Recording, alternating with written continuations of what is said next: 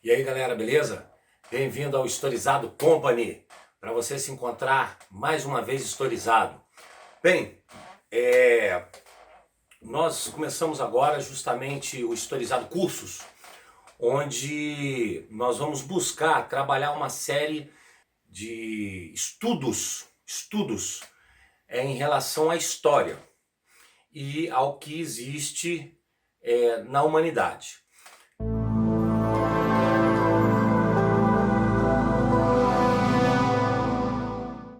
Então, um dos primeiros cursos que a gente vai fazer seria justamente a Bíblia e a história. Na verdade, nós vamos trabalhar aqui cada passagem bíblica, né, ao longo do canal, né, cada momento trabalhando as passagens bíblicas dentro da característica cristã. Então, nós vamos trabalhar de uma forma na qual a gente pegará uma determinada passagem e nós vamos entender como a história entende aquela passagem, como a ciência e a história entende aquela passagem.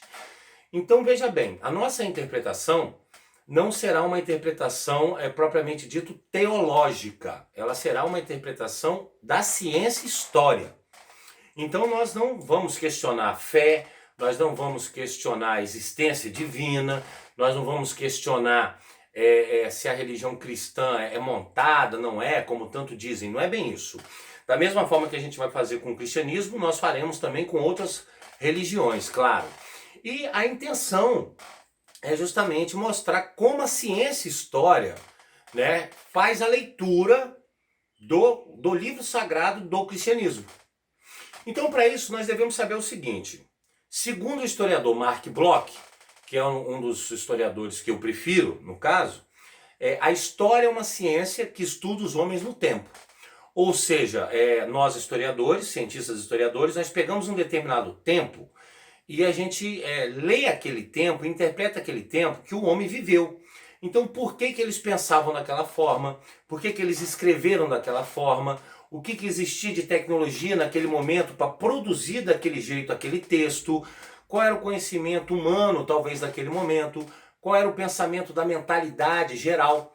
Compreenderam? Então, hoje, aqui no nosso curso História e Bíblia, né, a ciência, a história e a Bíblia, nós vamos começar o livro sagrado cristão, né, do Gênesis, do seu princípio. Eu escolhi aqui três... Começamos dentro do Velho Testamento, então nós temos três livros, né, que eu quero mostrar para vocês. O primeiro deles, que nós vamos ler e fazer a interpretação histórica, a leitura histórica, seria justamente da Bíblia Sagrada, claro, né, onde nós temos aqui a Bíblia tradicional católica, da Ave Maria, a Bíblia Ave Maria, né, a Bíblia católica, tá ok? Nós vamos aqui fazer uma leitura, né, da Bíblia, a Bíblia judaica completa. A Bíblia judaica, ela é muito para judeus que aceitam o cristianismo ou se converteram para o cristianismo, né? Também ligada ao Gênesis, tá? Ao Velho Testamento e, claro, a própria Torá judaica, no qual a Torá judaica é o Velho Testamento. O Velho Testamento da Bíblia Sagrada dos cristãos é a Torá judaica. Então nós não vamos interpretar a Torá. A Torá vai ser um outro curso, uma outra coisa, tá entendendo? Nós vamos fazer essa leitura da Torá em um outro momento, mas o que está na Torá do Velho Testamento está na Bíblia Sagrada Judaica, que está na Bíblia Católica, que está na Bíblia Protestante também. Né? Não coloquei aqui a Bíblia Protestante, mas é a mesma escrita. Por que eu estou citando esses livros? Porque a leitura da Torá, a leitura da Bíblia Católica, a leitura da Bíblia Judaica e a leitura da Bíblia Protestante, elas não fogem os versículos, tá? Os capítulos e versículos, e tem quase nenhuma diferença da forma que é escrita. Então, para você fazer um acompanhamento dessa interpretação da ciência e história em relação às escrituras sagradas, né, você pode ter a Bíblia que foi em casa. Você pode ter sua Bíblia protestante, pode ter sua Bíblia católica, você pode ter sua Bíblia judaica ou a Torá, para você que de repente é judeu brasileiro. Nós podemos fazer essa leitura com qualquer um desses livros. É isso que eu quis trazer para vocês e mostrar para vocês nesse momento. Então, a nossa intenção é a gente justamente fazer essa leitura e entender como que eles escreveram, por que escreveram daquela forma. Compreenderam? Então veja bem, como eu disse, a história é uma ciência que estuda os homens no tempo. Muitos arqueólogos afirmam que Abraão, que deu origem ao povo hebreu, logo deu origem ao judaísmo, que vai dar origem ao cristianismo, nasceu na cidade de Ur, na Mesopotâmia, dentro da Idade Antiga. E Abraão, com certeza, a gente percebe, carregou uma série de lendas e fatos da própria Mesopotâmia, para o pensamento hebreu, para a religião hebraica. Compreenderam? Contudo, né, nós veremos sobre Abraão na Bíblia, o que diz e deixa de dizer. E Abraão, então, ele vai manter essa tradição, principalmente oral, da história dos hebreus. Porque o Pentateuco, ou seja, o Velho Testamento, ele será organizado e acreditamos que escrito ali por Moisés. Então, quando nasce a Torá, ou seja, o nosso Velho Testamento bíblico cristão, os hebreus já estavam presentes na Palestina, migraram para o Egito e nessa saída do Egito com Moisés, então é a hora que se organiza. Tá entendendo? O que os arqueólogos e historiadores acreditam é que se organiza então esse Pentateuco. Então observe que quando o Velho Testamento, as escrituras sagradas dos judeus e cristãos, aí nesse caso, né, é escrita, nós já temos o período de Moisés. Então ela não é escrita propriamente dito no período de Abraão, porque nós temos que separar outra situação na história. A ciência e a história, ela aceita hoje a história oral. Ela aceita o folclore, aceita as crendices, aceita as cantigas, tá entendendo? Porque ali também está um pouco a história daquele povo. Então a gente aceita o que está escrito para ser estudado, aceita essas lendas e folclores, o que nós chamamos de fonte imaterial. As fontes materiais seriam as fontes escritas e as fontes imateriais seriam as folclores, as cantigas, as lendas. E é muito importante entender que a lenda, muitas vezes, ou esse folclore, ele existe para guardar uma história verdadeira. Eu quero que nessa nossa primeira aula do curso a gente entenda que a lenda ela existe para guardar uma história verdadeira. Ou seja, na verdade, né, uma lenda ela é narrada oralmente, passando para frente, para guardar um fato histórico de grande importância para aquele povo. Mesmo que ela seja de forma tão criativa, ela já é criativa para não ser modificado nada. Porque se eu conto uma história verdadeira para alguém, esse alguém gosta de uma parte menos de outra.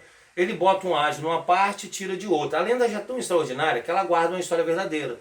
Então o trabalho do historiador cientista eu pego essa lenda, eu tento interpretar ela de forma mais natural e humana possível, e a arqueologia procura as provas químicas, biológicas, físicas daquele fato.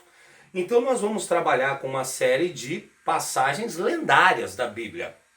Começando pelo próprio Gênesis, o Gênesis ele traz uma série de histórias metafóricas, histórias magníficas, histórias que a ciência e a história consideram lendas que narram fatos que ocorreram de verdade, ou interpretações de criação de mundo que ocorreram de verdade. Compreenderam? Então, nesse caso, é importante notar que como a gente vai começar no Gênesis, nós estamos tratando já de um período em que o povo hebreu já existia. Não começa a ser escrito ao mesmo tempo que o povo hebreu nasceu. Você já tem isso sendo escrito bem depois. Compreenderam? E aí, nesse caso, então, né, nós temos um momento histórico no qual Moisés ali sai com o povo hebreu do Egito. O povo hebreu quase que está renascendo. Nós vamos falar isso quando chegarmos na parte do Êxodo. O povo hebreu quase que está renascendo e ele organiza os 5 livros do Pentateuco.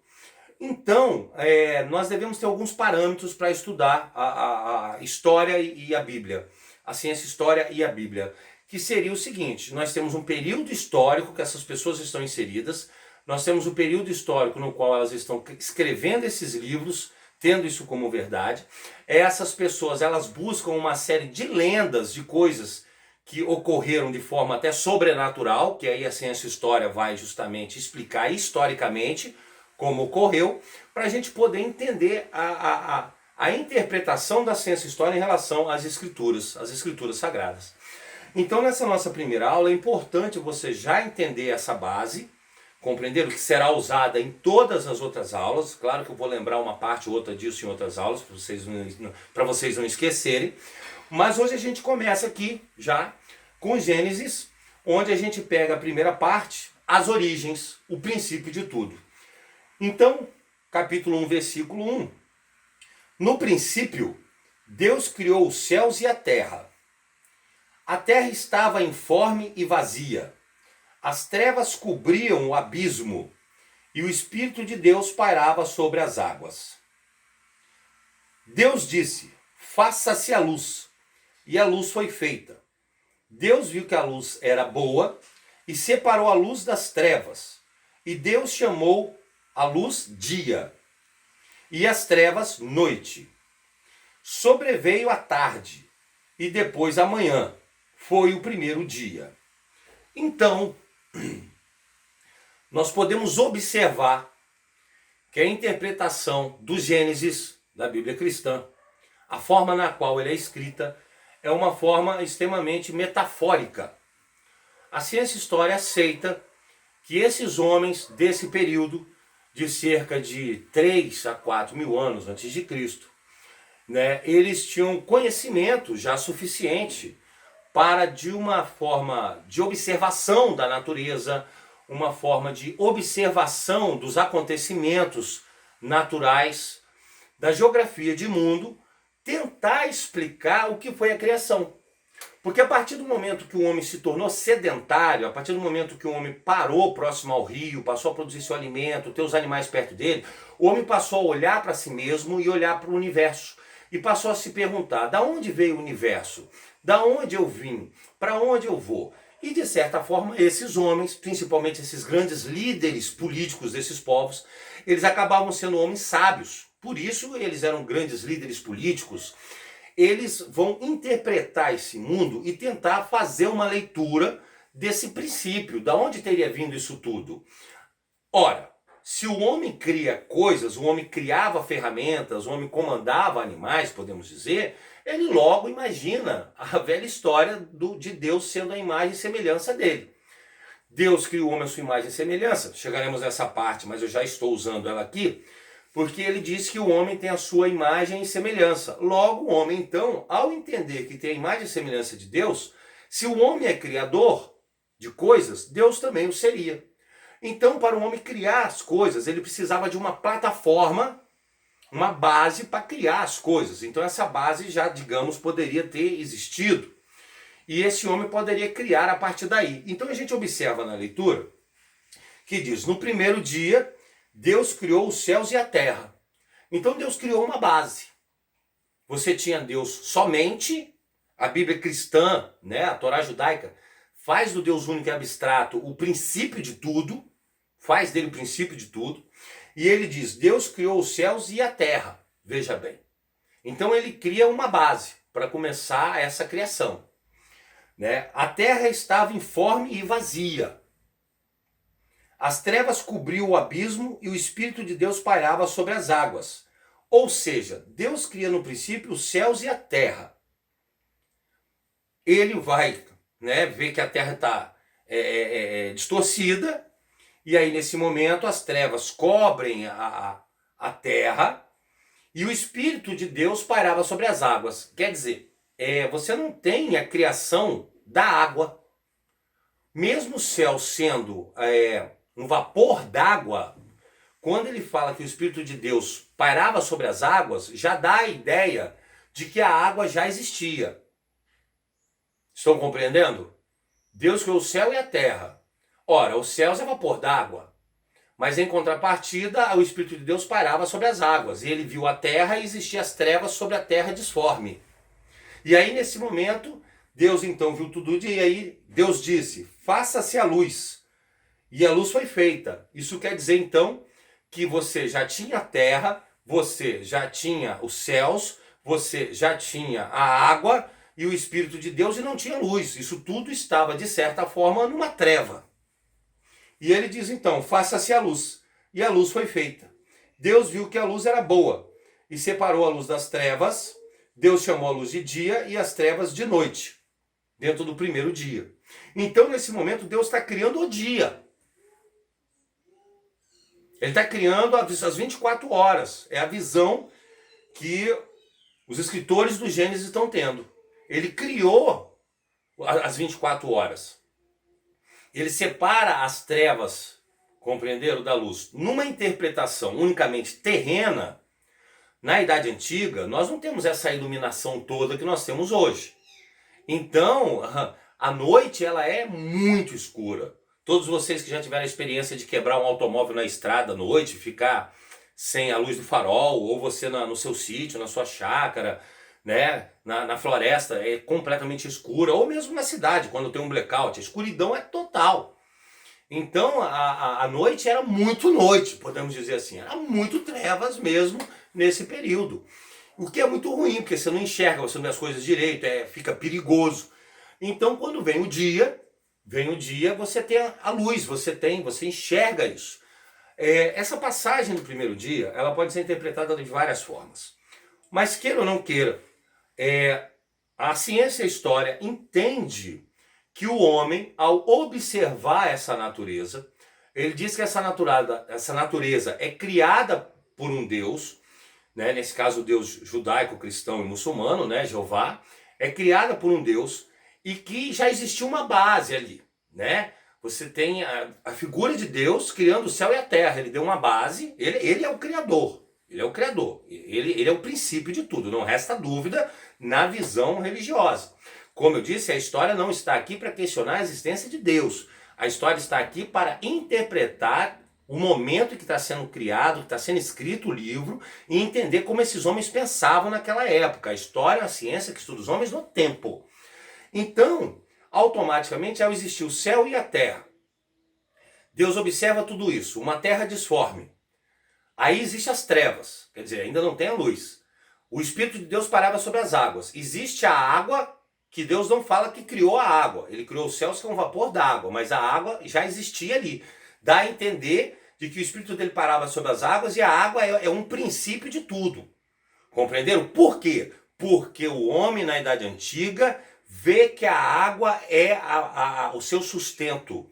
O homem na Idade Antiga, ele enxerga que a água é o princípio. É da onde o homem veio, é para onde o homem vai. Tá entendendo? Que ele precisa dessa água. Tanto que as grandes civilizações antigas, elas vão se desenvolver próximo aos rios, aos mares e aos grandes lagos. Fica claro o homem botar água de tão grande importância como Deus nesse momento. Deus é o criador de tudo, mas a água parece que já estava lá junto com ele. E o Espírito dele parava só sobre as águas. Compreenderam? E aí, nesse momento, Deus então disse, faça-se a luz. E a luz é feita. E aí vem o dia e você enxerga, Deus enxerga tudo isso. O homem que ainda não estava sendo criado poderia enxergar tudo isso. A terra, o céu, as águas, a luz, que é o chamado dia, e as trevas, que seria chamada noite. Olha só. Compreenderam? Então é uma forma de explicar o dia e a noite na terra. É uma forma, né, de entender a importância da luz e das águas para o homem nesse momento. Compreenderam? Porque a iluminação vai ser fundamental. Nós vamos tratar um pouco mais à frente. E não resta dúvida, como eu estou dizendo, que, como muitos arqueólogos afirmam, Abraão teria trazido uma série de lendas da Mesopotâmia também para o mundo hebreu. E não só na mitologia mesopotâmica, mas em outras também. Nós sabemos que essa questão da luz e das trevas, ela é fundamental. Né? A lenda da criação do universo mesopotâmico diz que o deus Tiamat, que era mau e era das trevas, entrou em conflito com o deus Marduk, que nasceu dele mesmo. Olha só que interessante. E o deus Marduk era o bem e a luz. O confronto entre eles gerou a criação do mundo. Gerou a criação do universo. E aí quando a gente, como professor de história, como historiador, traz a criação do universo, Na sua cabeça contemporânea, na sua mentalidade, a criação do mundo é uma coisa para a ciência e a criação do universo é outra. Então, quando a gente fala assim, o Big Bang, a explosão, não fez a luz, tudo era trevas e fez a luz, nós podemos perceber que, de certa forma, a passagem, ela se enquadra muito mais na criação do mundo, do planeta Terra, do que na criação do próprio universo. Claro que nós podemos comparar essa passagem, mas se a explosão do Big Bang é vista como uma teoria, que na verdade, né, gente, o Big Bang não é nem uma teoria. Depois do acelerador de partículas criado ali no norte da França, sul da Suíça, com o acelerador de partículas, hoje nós sabemos que o Big Bang ele aconteceu. Nós sabemos que o mundo começou, que o universo, desculpe, nós vamos ter que separar muito bem o que é universo do que é mundo no nosso pensamento contemporâneo. Que para eles, aqui, a Terra era o centro do universo, tudo girava em torno da Terra. Esses caras, eles não têm ideia que o universo é desse tamanho. Compreenderam? Com tudo que a gente vai ler, a gente vai perceber que ele não tem essa visão de universo que nós temos. Eles não conseguem escrever aqui essa visão de galáxias e esse universo infinito. Isso não está aqui. Estão entendendo? Quando eles falam de mundo e de universo, é até esses céus aqui, os fenômenos que acontecem nele. E aí, então, hoje nós sabemos que o Big Bang ele é real, ele aconteceu sim. E aí, automaticamente, muitas pessoas consideram, faça-se a luz, compara isso à leitura do Big Bang. Tudo bem, não tem problema. Mas para a ciência e história, a criação do universo de forma científica não está escrita dentro da Bíblia desse jeito. Esses homens não escreveram dessa forma essa criação desse universo. Para a interpretação histórica, científica, nesse momento você tem a criação do planeta Terra, a criação do mundo. Uma forma que o homem está entendendo isso. Mas isso não desconsidera a inteligência e a sapiência desses homens. Vocês imaginam Moisés e demais olhando tudo isso e lendo essa natureza, dizendo que Deus criou tudo isso e tentando interpretar, colocar isso em palavras, escrever e explicar para os demais. Isso já é lindo. Nesse sentido, isso já é lindo como esses homens, como políticos, como religiosos, como professores, para tentar explicar esse universo e o que teria criado ele, dizendo que Deus o criou. Essa seria a grande questão. Compreenderam? Então, eu espero que nessa primeira passagem, né, do primeiro dia, nós vamos trabalhar no curso cada dia da criação. São 7 dias que a gente vai fazer as origens, então nós vamos trabalhar os 7 dias da criação, vamos trabalhar todo o Gênesis, vai ser dessa forma. E eu espero que vocês tenham entendido, então, que para a ciência e história, a primeira parte, o capítulo 1 até a 1 e 4, né, o versículo 1 a 4, dá até 1 a 6, né, para o primeiro dia, porque ele chamou o versículo 5, ele chamou de dia, e aí no 6 as trevas chamou de noite e tal, então vai até 5, 6 ali. E automaticamente nós devemos entender então esse primeiro dia como uma interpretação do homem desse período em relação a quem seria o Criador e como foi organizada a criação desse mundo, do planeta Terra e esses céus que ele consegue enxergar. Tá ok? Espero que tenham compreendido aí nesse caso, né, a visão científica histórica da leitura bíblica que nós vamos estar fazendo no nosso curso. Agradeço bastante. Se gostou, dá o seu like lá, é muito importante pra gente. Marca o sininho também para você ser avisado sempre das aulas, do História Doc e outros mais, né? E se inscreva no canal. Mostra aos colegas, manda também se inscreverem, mostra o que nós estamos fazendo. Agradeço muito a vocês, um abraço e agora você já está historizado. Um abração!